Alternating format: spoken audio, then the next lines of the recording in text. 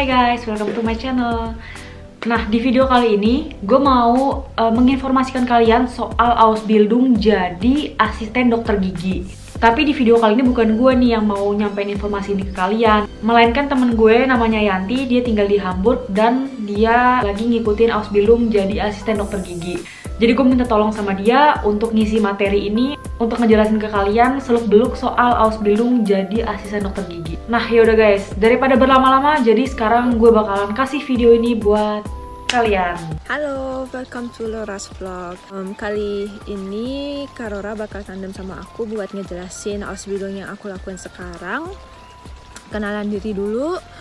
Nama aku Vijayanti Devi, biasa dipanggil Yanti. Aku berasal dari Bali.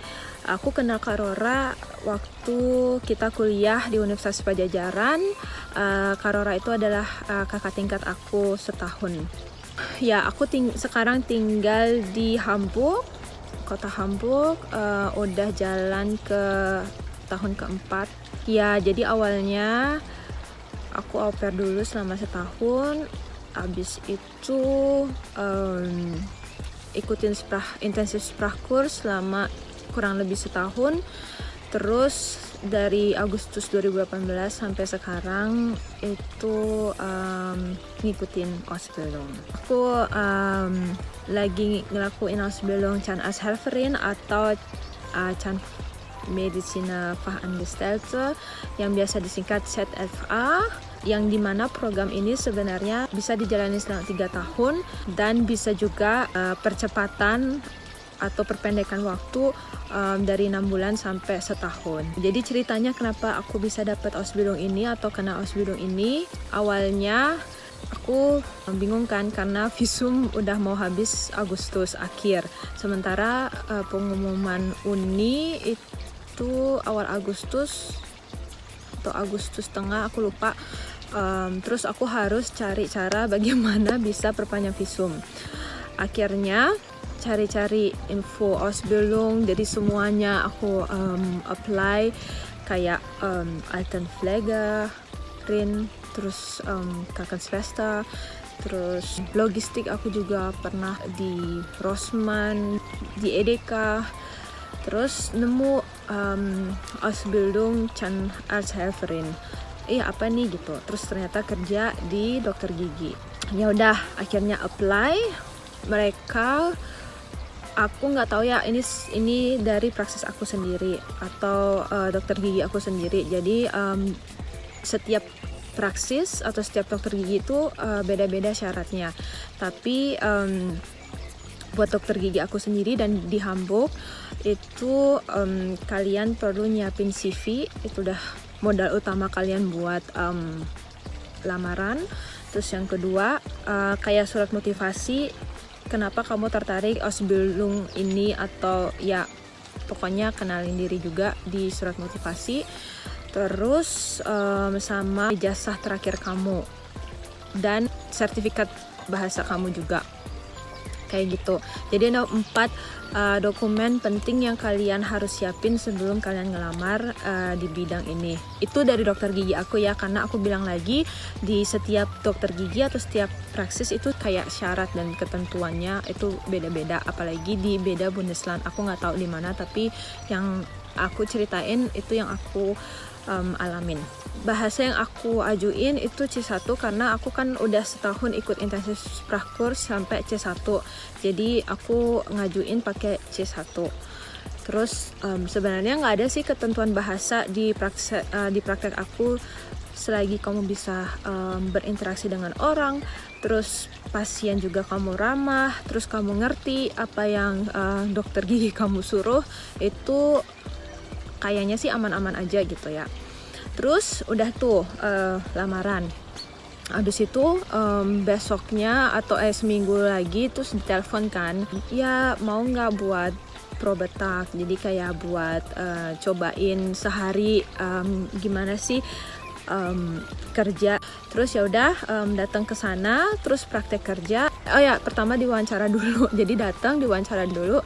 Ya mengenai CV, terus kenapa bisa sampai ke Jerman, bla bla bla gitu kan. Ya udah sampai wawancara. Abis itu jadi siangnya itu aku percobaan di praktek dokter giginya. Jadi aku nggak ngerti apa-apa, dijelasin apa aja yang harus kamu lakuin selama Ausbildung di sana, terus tugas-tugas kamu dan segala macam. Jadi tugasnya di Ausbildung ini adalah pertama kamu asistenin dokter gigi kamu. Jadi contoh misalkan pasien A bakal tambal gigi atau apa gitu kan. Ya udah terus jadi aku sebelum pasien datang aku harus ngelihat oke, tambal gigi. Jadi aku harus persiapin apa yang harus dilakuin buat tambal gigi. Jadi kayak instrumennya, terus apa aja yang dibutuhin dokter aku buat ngetambal gigi gitu loh. Atau enggak aku nyangga pipi apalah itu ya. Terus waktu dibor kan ada airnya, jadi aku juga yang ngedot. Terus kalau udah selesai kamu harus ngebersihin semuanya. Terus kamu harus ngeliat atau persiapin buat pasien selanjutnya. Jadi kayak gitu, kayak sterilin semuanya, bersihin segalanya. Di resepsionis kamu juga harus bisa nerima telepon, bikin janji, terus apa yang dibutuhin pasien, kayak misalkan pertanyaan-pertanyaan kayak ya aku butuh janji nih, aku butuh surat ini, butuh surat itu, dan kamu harus tahu. Itu juga tugas kita. Terus di steril room, jadi kita di dokter gigi itu punya ruangan steril sendiri, itu dimana kamu harus kayak ngebersihin instrumen kamu. Jadi kita punya ARD gitu, kayak mesin cucinya dokter gigi gitulah ya. Jadi kamu masukin instrumennya, ngatur instrumennya, pokoknya bikin instrumennya steril kembali.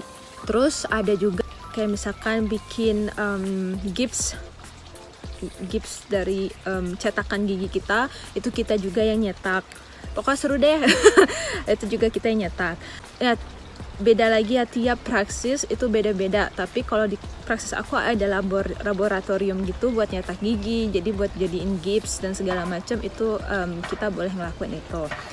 Terus ada ruangan röntgen juga. Di ruangan röntgen itu kita tugasnya adalah röntgen gigi. Itu kita harus bisa röntgen gigi. Jadi selama Ausbildung itu kita juga belajar tentang röntgen, dan selesainya Ausbildung kalian juga bakal ada ujian röntgen dan ada röntgen shine. Jadi kayak röntgen kayak SIM gitu dah, biar bisa kamu boleh röntgen orang. Itu di sini ada SIM-nya juga, karena nggak sembarangan orang bisa ngeröntgen orang. So ya, gaji. Jadi tahun pertama itu kamu bruto dapat 870, tahun kedua 910, tahun ketiga itu 970. Nah, netonya adalah sekitar 600-an. Itu tahun pertama ya, itu 600-an. Jadi setiap tahun bakal naik.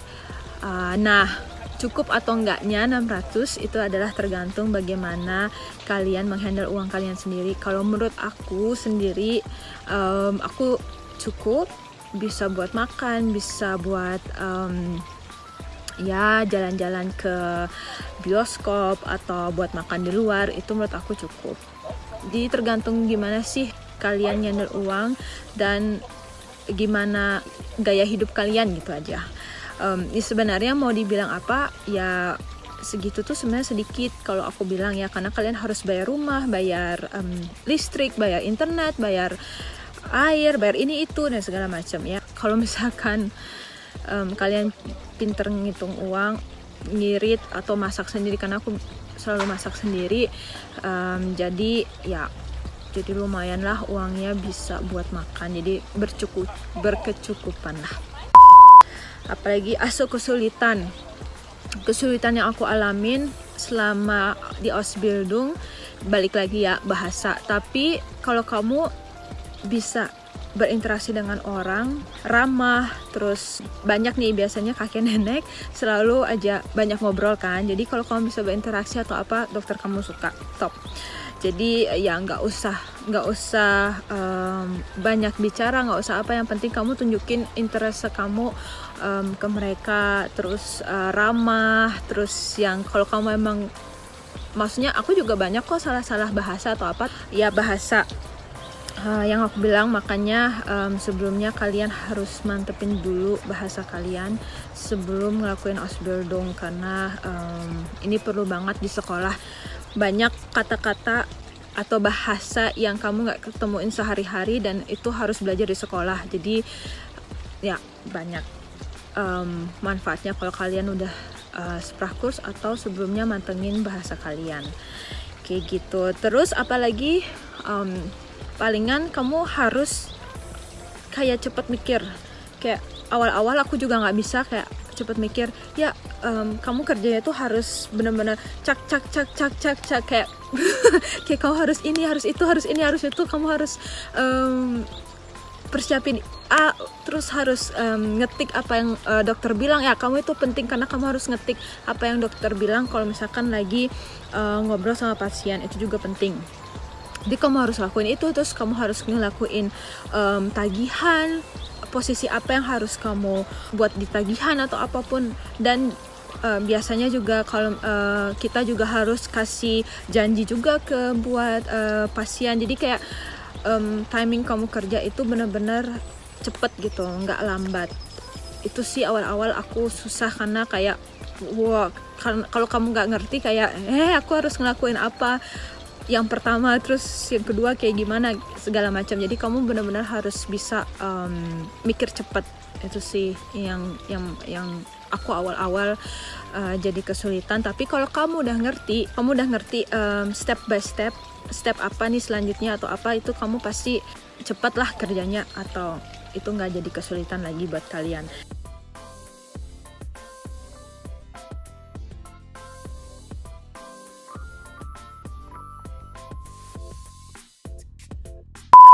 Ya pesan dan kesan. Ya pesan aku buat kalian, kalian cari Ausbildung yang benar-benar, kalau kalian mau Ausbildung ya, itu cari Ausbildung yang benar-benar yang kalian mau. Jadi jangan berdasarkan visa. Ya kalau di kerja di rumah sakit di sini pasti dapat visa. Emang dapat visa, tapi banyak kok Ausbildung yang sebenarnya banyak celahnya gitu. Kayak misalkan aku sebenarnya kan visa ditolak, tapi kalau kamu naik banding terus dokter gigi aku tuh ngebantuin aku buat naik banding dan segala macam, pasti ada jalan gitu. Sekarang apa yang aku jalanin, aku seneng banget. Aku selalu berangkat sekolah atau berangkat kerja dengan hati yang ceria. Pokoknya bahagialah gitu. Maksudnya kerjanya jadi nggak setiap hari ngeluh atau apa. Kan banyak ya, aduh capek. Ya kerja, yang namanya kerja pasti capek. Tapi kalau misalkan dari hati pasti semuanya ringan gitu sih. Ya pokoknya cari-cari informasi lagi, karena setiap orang itu beda cerita, beda experience-nya. Jadi kalian banyak Google, banyak cari tahu, dan banyak orang di luar sana yang mungkin lebih gampang dapetin Ausbildungnya dibandingkan aku, atau lebih susah, atau mungkin mereka struggle di bidang ini, atau bahkan kayak aku, maksudnya have fun apapun itu gitu loh. Yang penting semoga lancar apapun jalan yang kalian ambil.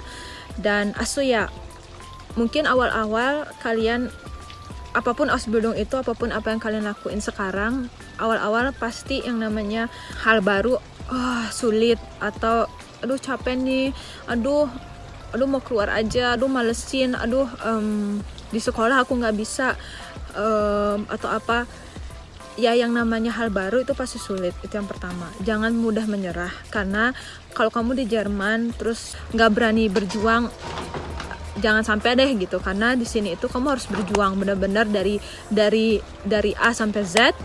Terus yang kedua, kalau kamu kayak di sekolah susah atau apapun, ya belajar. Aku juga belajar juga nggak pas diterangin ya ini ya aku juga nggak langsung bisa, enggak. Tapi kamu belajar aja gitu. Maksudnya gimana cara belajar kamu. Jadi habis dari guru, kalau cara belajar aku dari guru jelasin, aku masih kurang ngerti, aku baca lagi. Kalau baca aku juga nggak ngerti, aku Google atau apa sih maksudnya ini gitu. Kalau nggak nanya orang, kamu bisa juga nanya di praksis kamu, ini maksudnya apa, terus ini gimana, mereka tuh pasti ngenolong kalian gitu loh. Jadi jangan malu buat bertanya, itu paling penting di Jerman. Dan selalu open. Kalau kamu nggak ngerti ya nggak ngerti, kalau kamu nggak bisa ya nggak bisa, kalau kamu bisa ya bisa gitu, tunjukin gitu loh. Jadi jangan jadi orang yang fake atau apapun, tapi tunjukin aja. Pokoknya semuanya tetap sehat, jaga kesehatan kalian. Semoga apapun yang kalian lakuin itu bermanfaat buat semuanya, buat kalian juga. Terus lagi masa corona kayak gini, semoga kalian jaga kesehatan, sehat-sehat terus. Have fun dengan video Karora. Cheers. Nah guys, gimana tadi, udah jelas belum tentang Ausbildung jadi asisten dokter gigi? Pokoknya intinya kayak gitu. Kalau misalnya kalian ada pertanyaan lain, bisa tanya langsung sama Yanti, DM aja di Instagramnya. Pokoknya semoga video tadi bermanfaat buat kalian. Semoga kalian suka. Kalau misalnya menurut kalian video ini bermanfaat, silahkan di-share. Makasih banget udah nonton, dan sampai ketemu di video gue selanjutnya. Ciao!